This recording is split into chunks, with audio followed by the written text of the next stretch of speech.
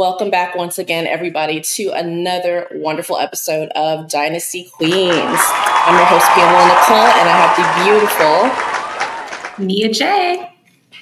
Before we get started with today's episode, y'all, do want to give a special shout out to our sponsor, Social Media Blast Off.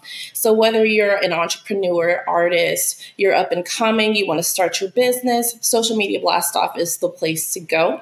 They can help you build your content, build your social gathering, everything that you need, your following, you name it, they got you covered. So go ahead and go to socialmediablastoff.net and save 30%. And go ahead and get your business and get everything started today. All right, everybody. So Nia, let's go ahead and let everybody know what's going on today. Right. So you guys, welcome back. Today we have a very special guest in the Dynasty Queens house. We have the wonderful Miss Sheila Heard. Let's welcome her to the Dynasty Queens platform. Welcome, Sheila. How are you doing today? I am fine. How are y'all? Lovely. Doing good. Awesome. We are so honored to have you here. Today's episode, you guys, is going to be very transparent, maybe a little heavier than a lot of the other, topics that we have covered. So, Sheila, I'm going to go ahead and give you the floor. Let's go ahead and give all of the viewers a little bit of rundown on who you are and what it is that you do exactly. Okay, well, my name is Sheila Heard. I live in Tupelo, Mississippi, and I help people get to the root cause of what's going on with them, mind, spirit, and body, because of the situation that I had ended up in. That's how I came to do what I do. So that's why I say holistic wellness advocate and empowerment coach, also known as the mama warrior, because that's how I got started with what I do, from being a mama warrior for my children. It's beautiful. So go ahead and continue. You did mention just coping and everything. If it's not too difficult to talk about, what exactly happened that you've gone through? Well, back in 2016, before 2016, first my daughter was diagnosed with a neurological disorder. And then a year after that, my youngest son was diagnosed with paranoid schizophrenia. And then a year after that, my oldest son died, and my youngest son with schizophrenia was charged with his death. So in that one night, I had one son to go to the morgue, one son to go to jail, and then I had my daughter there who was bedridden at the time. So all in one night. I do want to just say I'm so sorry for your loss, Sheila. Definitely, definitely. So Sheila, if you don't mind, let's go back a little bit. With your kids. So what were some of the signs to you that indicated, I guess with your daughter, with the neurological condition, and then, with your son with the paranoid schizophrenia, what were some of the telltale early signs that, something wasn't quite right? And then what were the next steps that you took at that point in time, way before leading up to the events that took place? Well, I can't recall when my daughter was she was very young, and they told me she had traces of lead in her. But, at the time I was young and I didn't know, and they never did do anything else about it. So I'm believing that that's what it's contributed, because years later, because when you have that in your system, it'll show up years later. Because when she was a senior in high school, she kept complaining about her stomach. And she almost like to not graduate. And it's on the back of my mind, I said, no, something's not right. It's something that they are not catching. And so then she graduated. Then when she went to college, she started having the same issues and the same problems. She was saying that she was having a problem with her eyesight.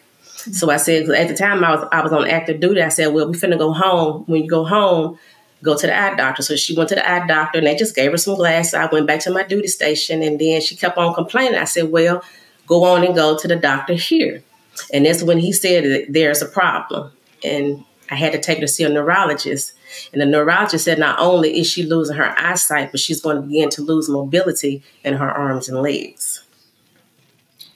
Wow.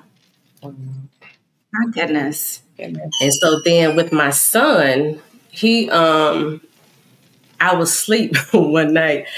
And I guess I was kind of drunk. I was so tired. I just was looking at him. I'm like, no, something ain't right. But, I was just too sleepy. I went to sleep. When I woke up the next morning, he was gone. and my car was gone, and all my money I had in my purse was gone. I said, no, I know it's something going on. Mm-hmm. And so I had to call my duty station and tell him I wasn't going to be in. And he finally came home. I called the police. There was no help.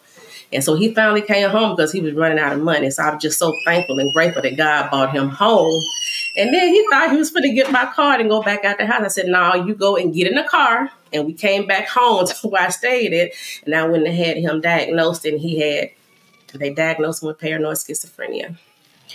So do you think that the lead poisoning was something that was within the household, like within the walls in the home? And do you think that had an impact on, your children? At the time, I was living in the house, and it was an old house, but she was so young. Mm. We didn't see her, putting little stuff like that in her mouth. So I still wonders about that. I have no clue. Gotcha. And I noticed you did say you're active duty, so thank you for your service as well. So as far as, getting everything diagnosed, and you are retired, correct, from the military? Okay. As far as medical wise, I know, like, I'm a military brat myself, so I understand, like, the healthcare in, like, the Air Force, and everything is top notch. Like some of the best doctors, like the best healthcare you can get is like on military installations. So do you feel, as far as having that healthcare on a military installation, do you feel like they took more care of your children's disabilities versus like regular, like civilian doctors? Neither, because I'm still battling with them now, because I have both kids, and they're both disabled, and they were supposed to have stayed on my DEERS, but they did not stay on my DEERS. Ooh. So I had just retired. That's when my son had died. So he didn't have no coverage. Didn't have no coverage at all. They didn't have no coverage. As a matter of fact, I had to fight with them because my daughter needed some medication at that moment. And at the end time, I had her own insurance. Her dad had her own insurance, and she had Medicaid. But they was all battling with each other. So me and him both had to end up taking her off so she can go and just have one insurance, so she can go ahead and get the medicine that she needed at that time, because she was getting it in increments, and she had to have it then. Wow, that's really sad to hear. Just because Yes. And we put our trust into, the armed forces, all the veterans. Once again, thank you for your service. You're serving our country. And then to find out that on that spectrum of it, that they don't have it together yet, is really disheartening. I do have another question. So were there any signs or, inclination that there could be violence on the part of your son who was, diagnosed with schizophrenia? At the time, at the time, he wasn't on his medication. And I had signed the papers for them to pick him up. And they just disregarded it, because I had called and checked. Well, they had canceled. I said, why would they cancel it? And so my son had called the one that had died, and called and had complained, and she came to the house, and she's going to ask him, do you want to go to jail? Well, of course he's going to say no. I said, well, I had a pickup order on him. And she just asked him that, and she left. But so when they had got to struggling, I was at work at the time. I wasn't at home. They had got to struggling, and their gun had went off, and my oldest son had died. Jeez. Because when he be in a certain state of mind, we have to hide everything. We can't have knives, nothing. We have to hide everything. So for him, it seems that like more of the violent type things were the trigger for him. Like anything that could cause harm would be considered like a trigger. Yeah, we just keep everything out of his way when he at a certain state. Okay, gotcha. So, man, what was that initial phone call, or how did you find out about what was happening at your home? You said you were at work, and then my daughter called me, and I was working. I didn't answer the phone right then, and she called me back, and I felt something. I said, I said something ain't right. So I went ahead and clocked out, and on my way home, 911 called my phone. I said, I know there's something wrong now. And so I answered the phone. She told me, she said, just call your daughter. And I called my daughter, and I heard her talking to the police, and I heard her say, he's dead. Oh. And I'm like, I just act like I didn't hear it. Because I was on my way home and I got to my house. I couldn't even get up to my house because you had all the ambulance, not the ambulance, the fire trucks and the police cars. I couldn't even get up to my house. The ambulance hadn't even made it there yet because I worked on the other side of town and I beat the ambulance to my house. So, because I know my daughter had said she had asked, where's the ambulance? And she said the police had said, well, we was wondering the same thing. So I don't know what had took them so long to get there, but he was shot in the neck. So it just seems like it was so many gaps, along the way. There were gaps with his, mental health care. It seems like when you would, state things, they just didn't take it seriously enough. Leading all the way up to the actual incident where paramedics, were behind. So do you think that in a more perfect world, things could have played out differently given, everything that took place? Most definitely. Things could have been different because my son that died, he was diagnosed when he was a baby and they told me he would have challenges. But I think he beat the odds, but he never did receive the care he should have received because I was actually told by a professional the best thing that I could do for my child was to move out of Mississippi where I currently live. Wow. And I'm like, wow. Because at the time when my son had died, I was taking up clinical psychology in school myself. Mm-hmm. Then that's when I had came across the holistic side. I said, well, we got enough people on the clinical side. I'm going to go to the holistic side and be able to help my kids because I need something for that go-between because I had said, I don't ever want to fall in that position again where my kids needed medicine and couldn't get it. Exactly. I love that for you just because also for myself, I do believe more in a holistic type medication and, things that you can do.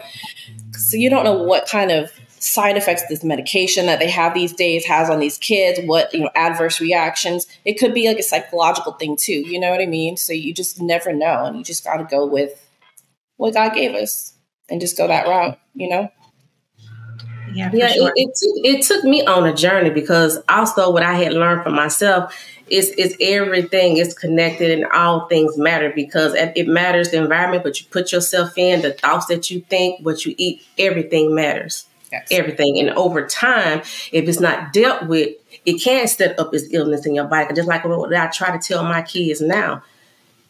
Your body has a propensity to heal itself, but you have to give the body what it needs to be able to do what in order for it to perform for you. And that's so hard for a lot of people to get. Give the body what it needs and it will thrive. You're absolutely right. It is so difficult in this day and age. Like, especially you think about what people are ingesting, like fast food. It's so easy. It's so attainable. You can get a Big Mac for like under $2. Right. People are like in a rush, always on the go. And it's so convenient to just eat all this nasty crap and put it in your body. And then you notice like the stuff you need to be eating.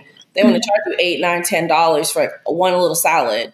So it's really just kind of like propaganda. Like they know what they're doing because they know how people work and people are kind of like robotic. And the ones that are woke, they know like, oh, well, it's worth the money. It's worth doing all this stuff. So it really does. It goes hand in hand for sure. I feel like what we're putting in our bodies can definitely correlate with like our mental. It all comes together. Now, I kind of want to backstep a little bit. So after the incident happened, you got that phone call. What was that journey to healing like? What did you do day one after all of this happened? Well, first of all, I'm very spiritual. So I already had a good foundation. Because when it all happened, it came back to my memories. God had showed me about a year and a half ago about my son, that incident. But, while we was going through all that, I didn't think about that then because I thought about, my son that died, he had an accident before that incident. Oh, wow. And I was shocked that he made it because it was one lady that was in an accident. She had died and all of them was put in intensive care. But it just stayed on the back of my mind because, he kept telling me, he said, Mama, I don't want to die in Mississippi. And it was something else that he had said about that. I said, boy, what is with you and all this dying? Yeah. But I believe that was him because my cousin told me that he was over to her house and he was out there for hours just praying to God.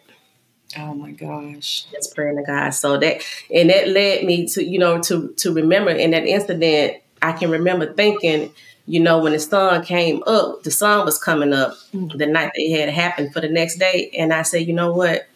I want to rise with the sun because I didn't want to be stuck in that space in my mind. Then I had said, he's with the only one that loves him more than I do. Oh, man.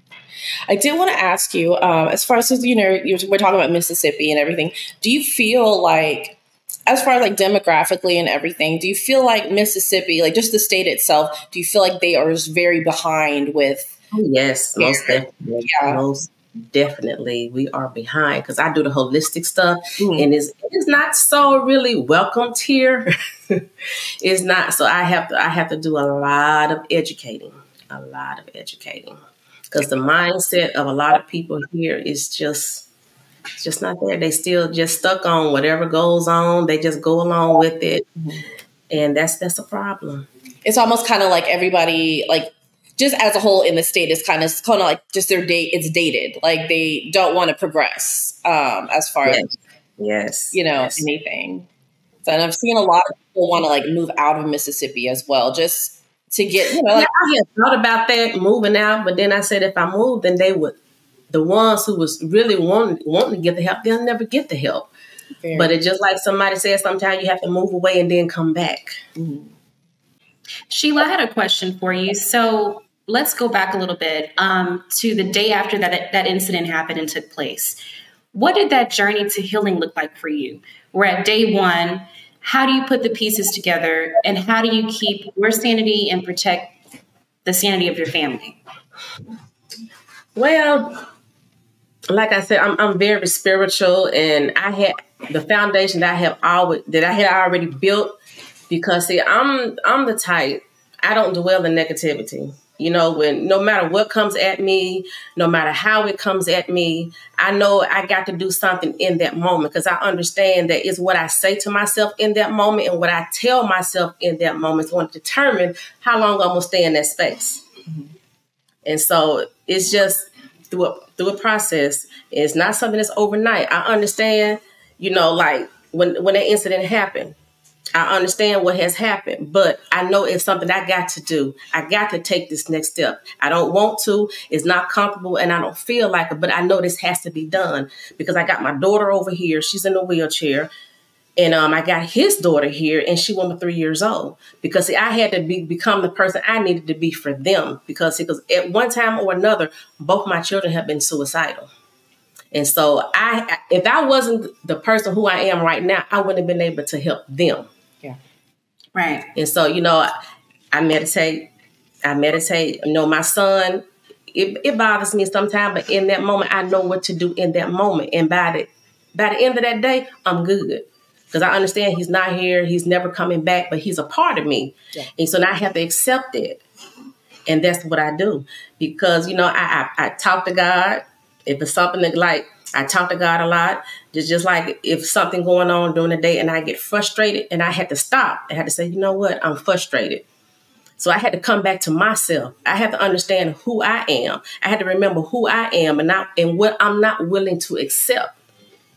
Because that's how I got to keep on moving forward without allowing what somebody else wants or how somebody else feel to overshadow me. That I started walking their shoes instead of my own shoes.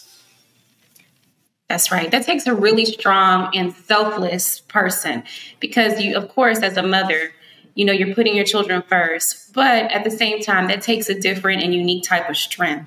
So, the fact that you were able to just gather it all together, go into straight mommy mode and be like, look, this is what I have to do to protect the mental sanity of my children and our family. So, I can only commend you for that. I'm still sure that even though you seem to be able to cope and pace with everything that's happened, I'm sure it was still very difficult. So once again, it's very commendable of you. And of course, you guys, we can't do anything without God. I definitely believe in that. I'm a person of faith. So I definitely can attest to that myself as well. Because sometimes I just put my hands up and I'm just like, you know what, God, I'm going to leave it up to you. Because at this point, I don't know what to do. But I have never been in that situation. So I can't even imagine. It's like sometimes when my son is not on his medicine and he'll leave the house. And it came to my mind that there's a lot of other parents who I know who have a child with mental illness and they don't know where they are. And I had never experienced it and I hope I never do. But what I do, when he leave out the house, I just pray, put it in God's hand, and I go to sleep.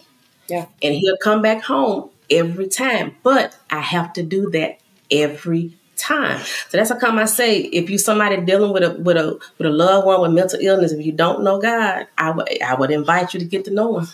First and foremost. Yes, because some things when you don't have no control over, everything that you do is not working, hey, you just have to give it to God and leave it alone. You know, and that's one of those things. It's like there's so many people out there, they do have control issues.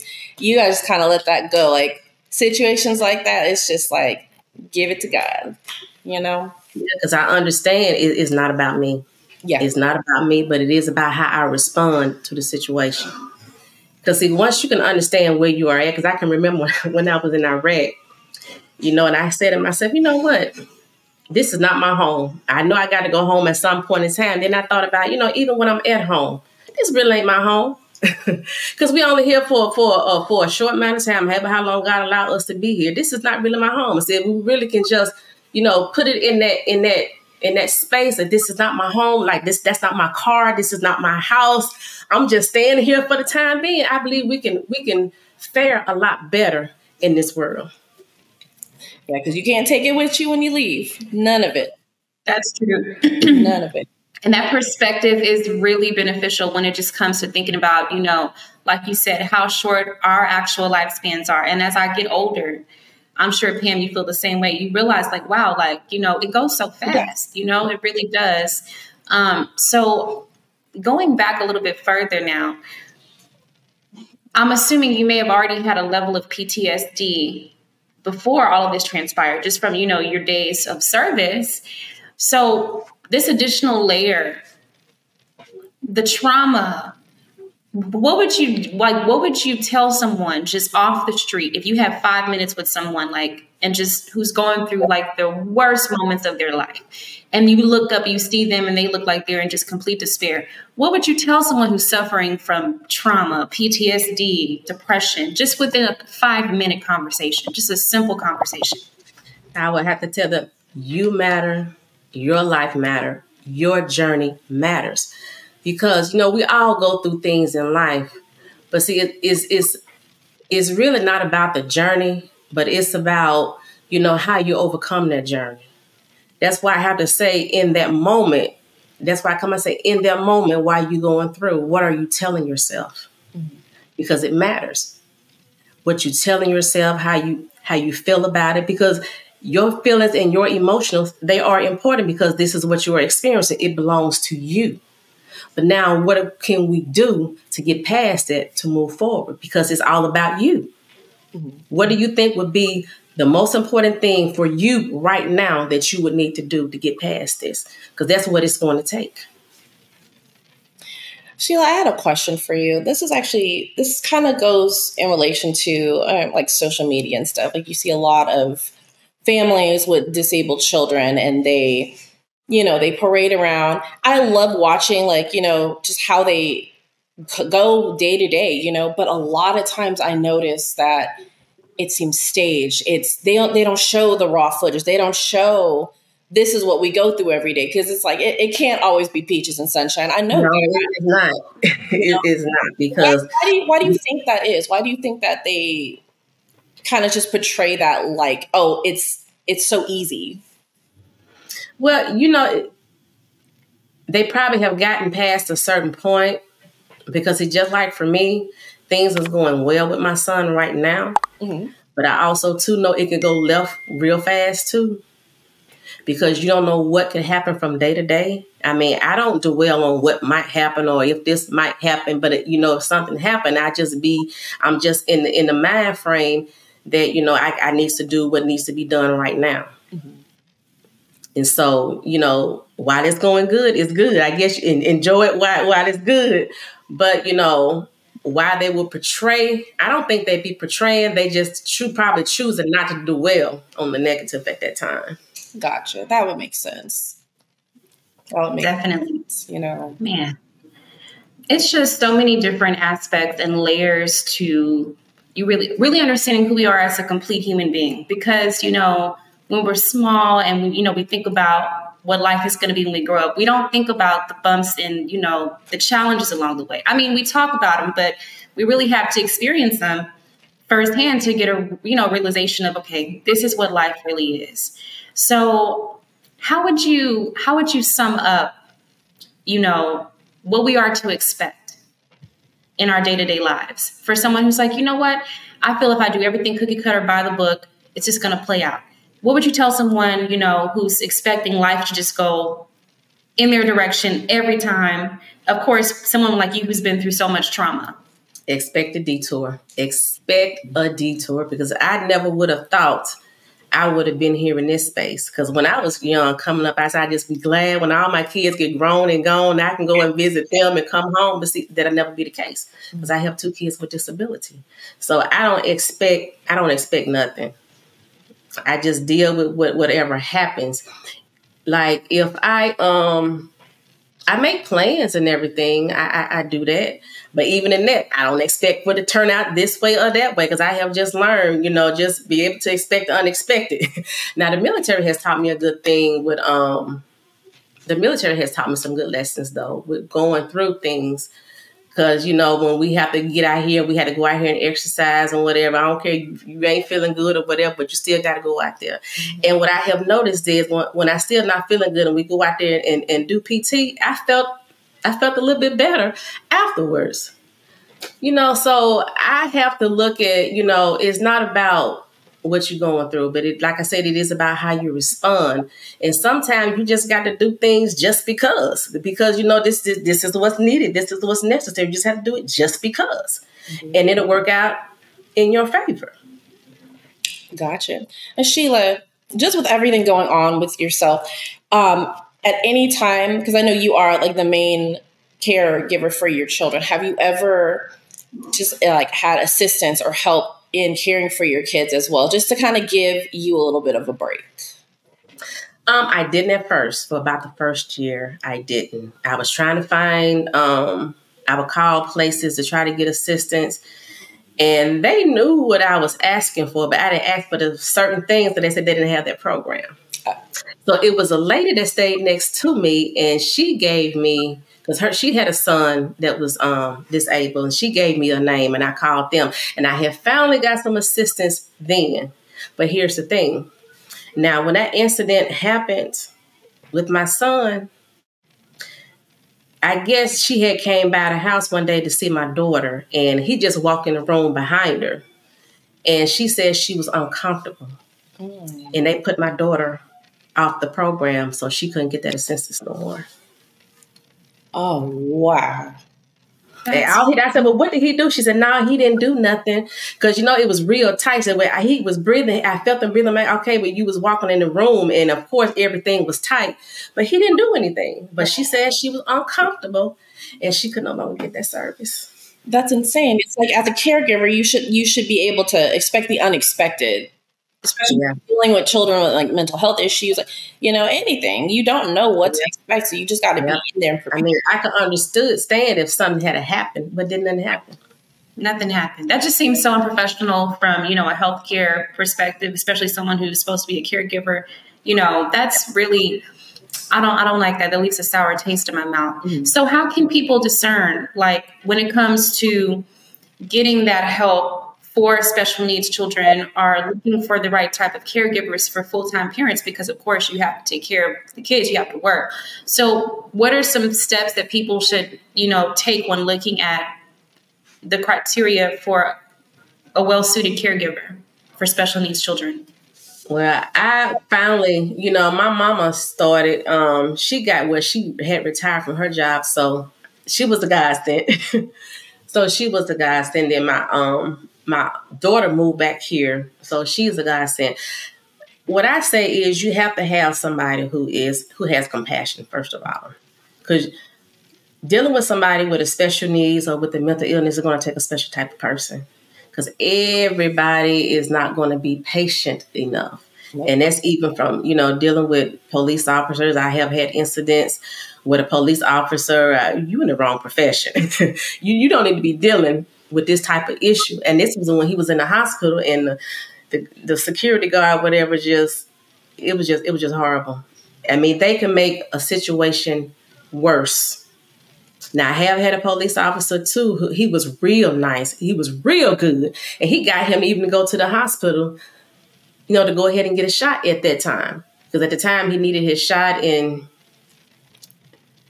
they should have gave it to him, but they didn't. So it's just a lot of things that can be done differently and can be done better.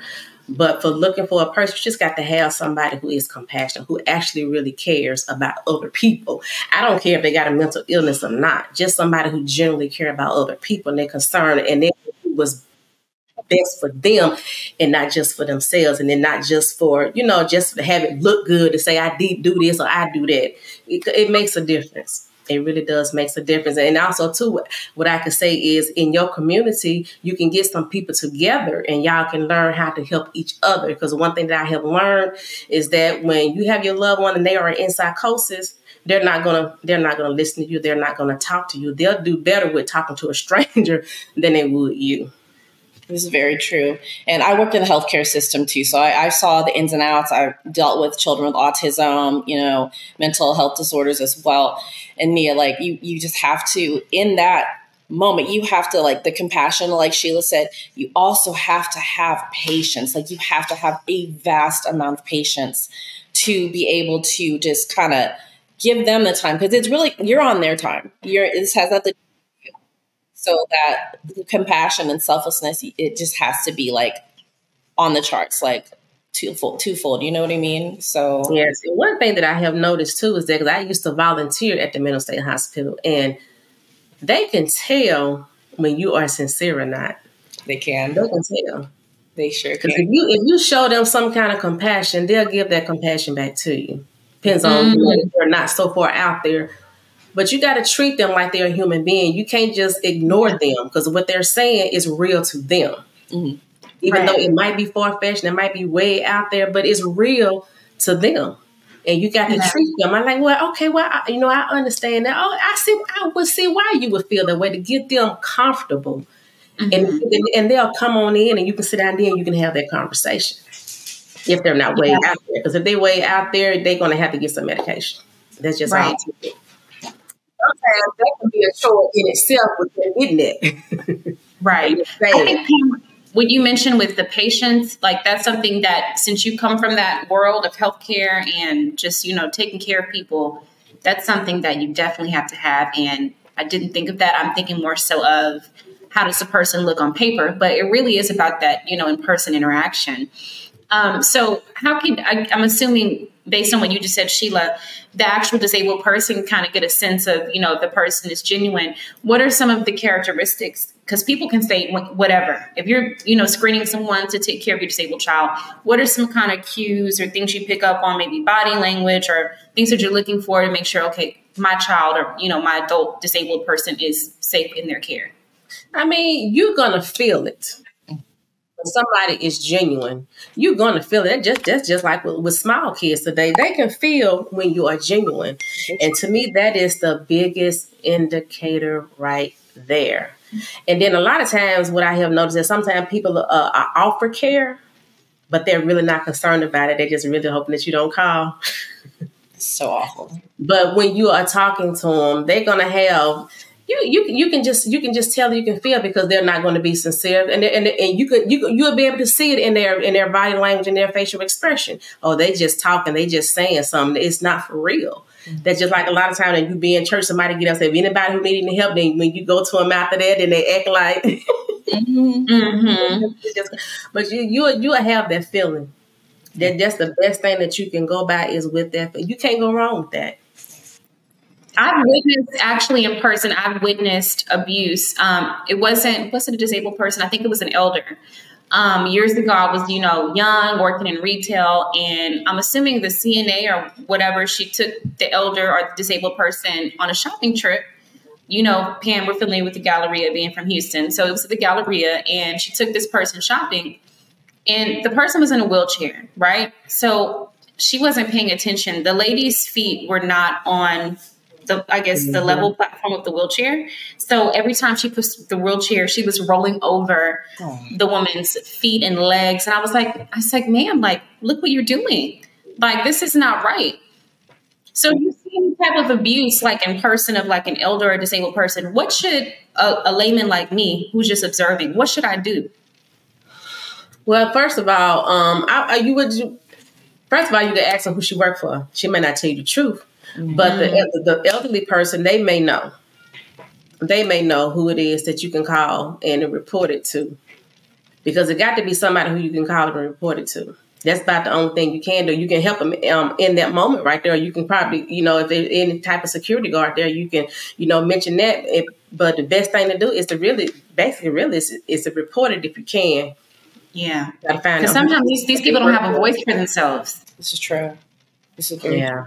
I mean, you can even step up and I've done that before where it's just people, I notice people like to watch, people like to record, people like to be involved, but not be involved. Mm-hmm. Wrong is wrong. Wrong is wrong. And if you have the opportunity to help somebody take action, because they will that's a core memory. You know what I mean? They'll remember that for the rest of their life, that, hey, this young lady went out of her way and, did whatever he did. Yeah. I remember when my son had died and I was trying to find somebody because some of his friends was trying to have some type of little party or whatever, and I was trying to help them out, and the guy told me, he said, "You Sheila Heard?" I said, "Yeah." "Oh, they told me you was crazy." I said, "I'm crazy." Because they didn't want that stigmatism. Actually, I was told this off record, of course, from a judge, that they didn't want that stigmatism on Mississippi. I'm so sorry I had to tell you, but the stigmatism is here because it happened. Right. And they did not want to hear my name nowhere. They didn't want to hear my name nowhere. That is awful. Yeah. That is so, it's disheartening that took place. But at the end of the day, there's always a light at the end of the tunnel. So if you could actually, at this point in time, go into detail about that transitioning phase. So I know you talked about holistic, treatment and stuff like that for, your disabled children and for yourself. But what was that next step? So you decided that you wanted to advocate and give back with, philanthropy and giving back to people that don't know what to do in these situations. So talk about that process. How did that come to be? Well, for me, like I said, it was my spiritual background. But then I also too understand that other people may not be able to take that or wanted to take that road. So, I went to school. I got a holistic alternative psychology degree. I do breath work, meditation with LLP. I went and took all those courses. I'm still going to school working on my doctorate of natural integrative healing. So natural integrative medicine. So yeah, I have been through it. I have the experience and I also have the credentials as well. That's gorgeous. It is. Nia, I want to go back real quick. We were asking as far as how to kind of pinpoint a good caregiver and stuff. Another thing I wanted to just add on, I feel like people, children, adults, that have any kind of mental illness and any kind of disability, I like to put them in this little group where it's almost they have a childlike mind. They're very innocent. You know what I mean? They haven't gone through traumas and things that most human beings have gone through. So they still are very pure. And like Sheila said, little kids, they know when they sense a good person. You know what I mean? It's the same thing with people with disabilities. They know when there's a good spirit around them and they're very welcoming to those people. So a lot of times I feel like people, they just get a job just to get a job. It's a paycheck. They're not really having that person's best interest at heart. Oh, yeah, for sure. one of the things that I realized is that even with dealing with my son, even today, I have to keep it in my mind of where he's at. I know a lot of people say, this a grown man right here. I say, yeah, he's a grown man, but he ain't there. Yeah. Like he's a grown man. So I have to I had to keep in my memory, just like sometimes with my daughter, I forget that she's blind. Sometimes I even forget that she's blind. She said, Mama, could you bring, I said, Chris, sometimes I forget she's blind. So you have to keep in mind of where they are and understand within myself is I have to, I can't just hold them accountable for that. Right. Because it's my job to be able to help them, not hinder them. Right. That make any sense? Yeah. If you don't mind me asking, what are those visits like? What kind of conversations do you have with your son? Do you guys just talk about, just the future, regular things, or does the past ever come up? Sometimes we do. Sometimes I try to get him to deal with that incident, and he's still not doing too good with that though. But I try to tell him, I say, you can't carry the burden of that all by yourself because you really not the culprit behind that. I have to constantly keep telling him that. But he said, I know, but he'll just go on to something else. He talk about, trying to, do things in life, because one time he had a job. I felt so bad for him. He had a job, but it had on his, he was charged with the incident, but he wasn't indicted. And he had got a job and he got fired because he had that on his record. And he was doing a good job, too. He said, Mom, I lost my job. And then I said, yes, you did, but don't worry about that. But, right. And I noticed that, he really don't have friends. When he was working another job, he'd be a good worker. But, like I said, some things you need to stop doing because, he likes to talk to himself a lot. And, people start calling him crazy. He done lost 2 other jobs. He's not working right now, though, but I'm trying to get him to do something on his own and for himself. But it's a journey. It's a journey, but I'm happy with where he is right now. I'm happy right now. What are some of the holistic alternatives that specifically with him that y'all are really focusing on when it comes to cheering up his mood and maybe the voices, or what are some of the things that he's doing right now, currently at the moment? One time he was kind of aroused, and I got him to meditate, and he did pretty good with that. I put some essential oils on, diffuse it around the house, and he said it mattered. He slept a whole lot better. So it does work. The meditation with the essential oils and stuff, they work. I can definitely understand that too, just because the breathing techniques, everything, just when you just take a moment and just breathe, not just a regular breathe and just take that deep breath and just kind of just let it go. Yeah. It helps with keep your blood pressure down. Cause I know when I do my deep breathing meditation and I check my blood pressure, it'll be low.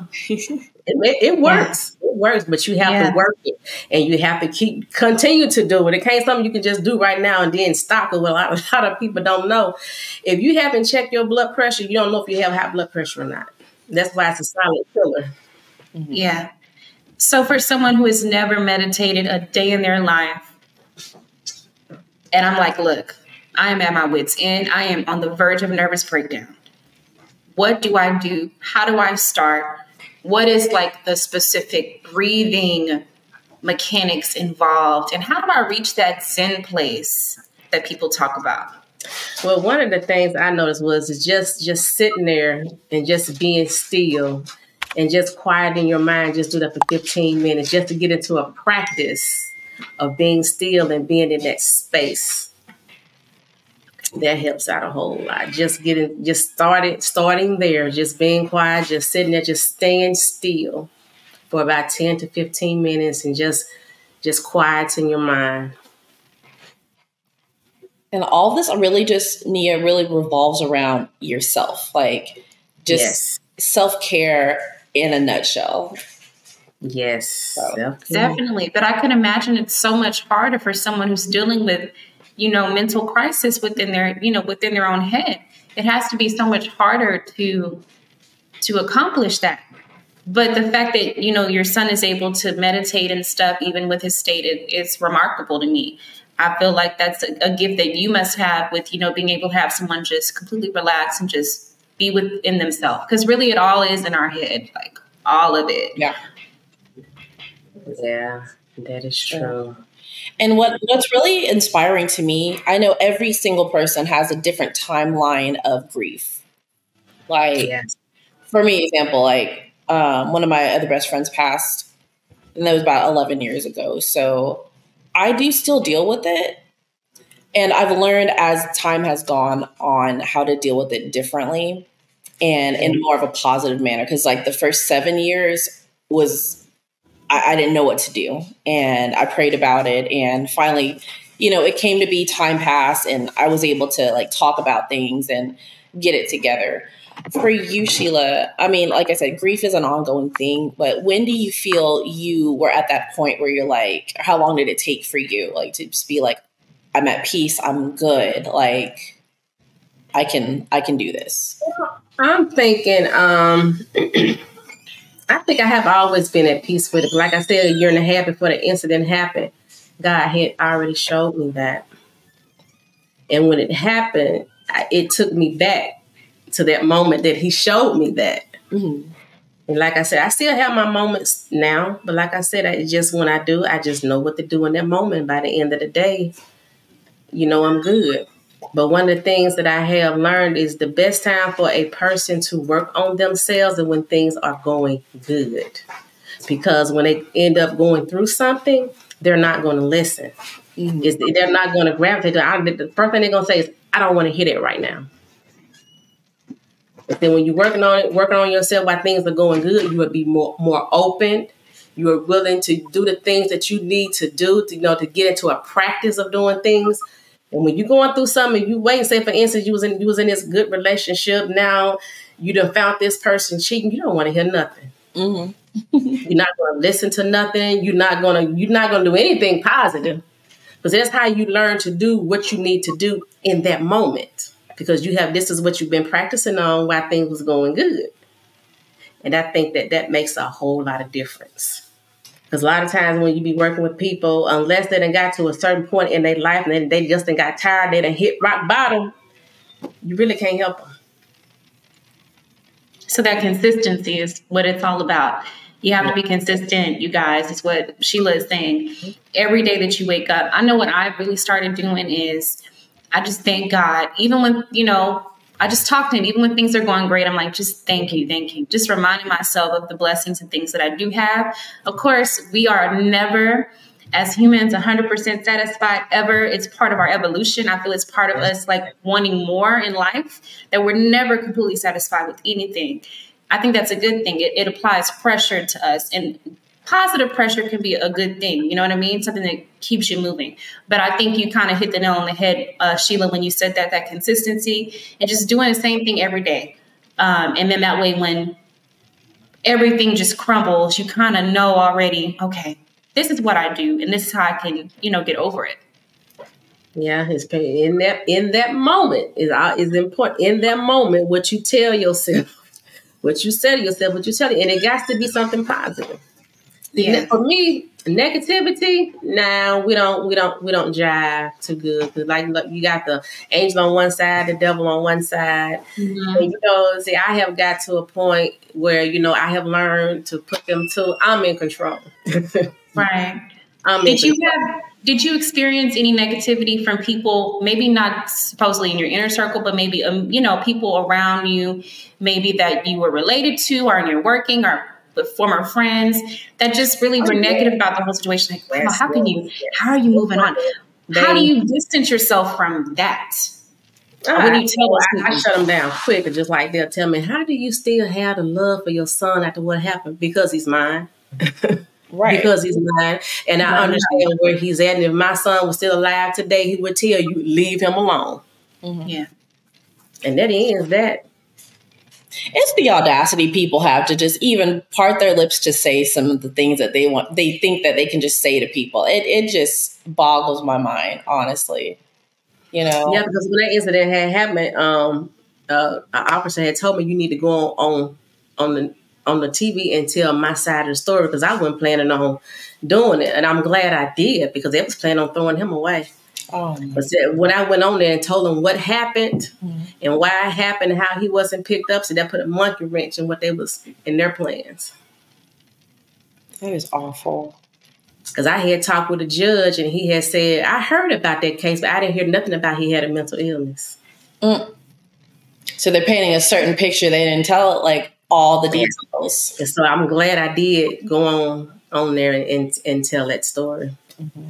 Have you ever been approached by like any like true crime series or anything like that, or anyone that, wanted you to tell your story more than once? Any, that kind of, no. Okay. Would you do anything like that just to put the word out, or is that too much of a like exploitation? Yeah, I would, but I still feel like I have to be careful, because it was a year after the incident happened. I had it was something like the Federal Bureau of Investigation, but it wasn't the FBI. It was another name, and he said they was called in to investigate. I said, investigate what? Because I'm still asking them stuff about, because I tried to get some DNA before my son had died, and I never did get it. And I got asked it now. So whose fingerprint was on the gun when he died? We're still investigating. And that was like 2 years later. I'm like, okay. So I just left it alone. Oh, wow. I feel like I have to be careful in that. So that's just where that's at. Like when I understand exactly what you're saying. Yeah. It's the fact that they're not taking it. To me, just from what you're telling me, it's just no one's taking you seriously. And I have a huge problem with that. It's just, I don't understand. Well, yeah, I got to the point where I don't even worry about them. They're not my problem. They're not even my concern. I'm just doing what I need to do for my kids and let that be. There you go. Yeah, for sure. Well, Sheila, this particular segment of us speaking with you has been very insightful and enlightening. Just some final words for the viewers watching at home. In a nutshell, you guys, Sheila has overcome a lot of obstacles, from her time in the service to everything she dealt with her children, and just to see her now and how she's really overcome and is a beaming light. Like, you radiate positivity, and it's just really, it's fantastic, because a lot of people would not have been able to persevere and go on with their lives the way that you have. But you knew you had a mission. You were a mother first, and you put everything else by the wayside to focus on the end goal, which was the healing. So I think that is beautiful. I really do. And we appreciate you so much for coming on for this first segment that we have with you. Pam, do you have any closing words for her? Just upon just like talking with you, could just feel the calmness. There's just so much serenity. Even though we're not even, all of us are in different areas, like you can just feel that. It's just, you just radiate just calm, and I'm here for it. So I commend you again. Thank you for your service and for, sharing your story and letting us know and just advocating for your kids and everything, Thank you so much. Thank you for having me here. Of course. Yes, for sure. Well, you guys, this has been another, episode of Dynasty Queens. Once again, we appreciate Sheila so much for coming through. And in signing off, your girl, Nia J, like always. And also my lovely co-host, Can't Do Without Her, Pamela and Nicole. Y'all make sure y'all stick around for part 2. And of course, this is another episode of Dynasty Queens.